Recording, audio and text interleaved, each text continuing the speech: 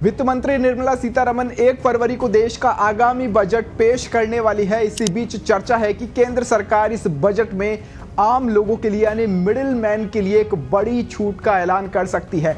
तो क्या वो डिस्काउंट रहने वाला है? क्या कुछ टैक्स पेयर्स के लिए बेनिफिट्स इस बजट में मिल सकते हैं? इस वीडियो के अंदर हम कंप्लीट बात करने वाले हैं। अब देखिए, 15 लाख रुपए तक सालाना इनकम वालों को टैक्स का जो डिडक्शन का लाभ मिल सकता है, ऐसी बात सामने आ रही है। टैक्स में छूट के ऐलान से डिस्पोजेबल इनकम में बढ़ोतरी होने की भी उम्मीद है, जिससे खपत बढ़ने वाली है। कुछ रिपोर्ट्स का दावा है कि सरकार 2020-21 में शुरू की गई नई आयकर व्यवस्था यानी न्यू टैक्स रिजीम में बदलाव कर रही है, इसमें विचार कर रही है, जिसने इजी स्ट्रक्चर के कारण 70% से ज़्यादा टैक्स पेयर्स को अपनी तरफ आकर्षित भी किया है। अभी क्या टैक्स स्लैब है उसके बारे में बात करें तो अभी समय न्यू टैक्स रिजीम के तहत 3 लाख रुपए तक की इनकम टैक्स फ्री रहती है, जबकि 3 से 6 लाख रुपए के बीच की इनकम पर 5% है और 6 से 9 लाख रुपए की इनकम पर 10% टैक्स है। 9 से 12 लाख रुपए पर 15% है और 12 से 15 लाख रुपए पर 20% टैक्स है और 15 लाख से ज़्यादा अगर इनकम है तो 30% टैक्स लगता है। और इसके अंदर 75,000 रुपये तक की स्टैंडर्ड डिडक्शन ये तय करती है कि आप 7.25 लाख रुपए तक करीब ये इनकम टैक्स आपकी फ्री हो जाती है, जो आपकी इनकम रहती है। वहीं 7 लाख तक सालाना इनकम होने पर कोई टैक्स देने की ज़रूरत भी नहीं होगी।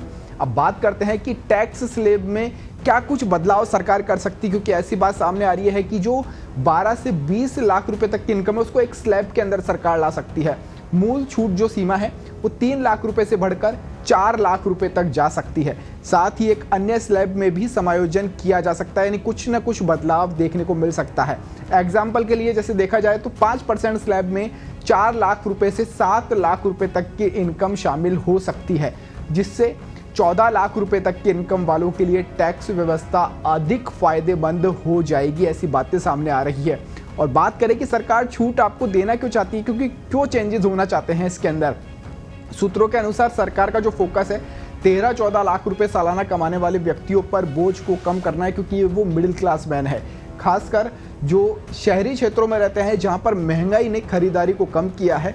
इस बदलाव का जो मुख्य उद्देश्य है वो शहरी टैक्स पेयर्स को राहत देना है। ये टैक्स पेयर्स बढ़ती महंगाई का सामना करते हैं और देश की इकोनॉमी में अपना बड़ा योगदान भी देते हैं।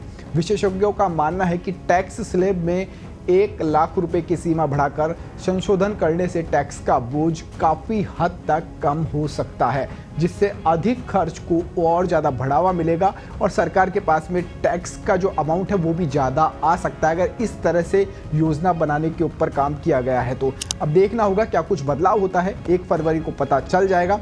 हर एक अपडेट के लिए आप पत्रिका के साथ में बने रहिए।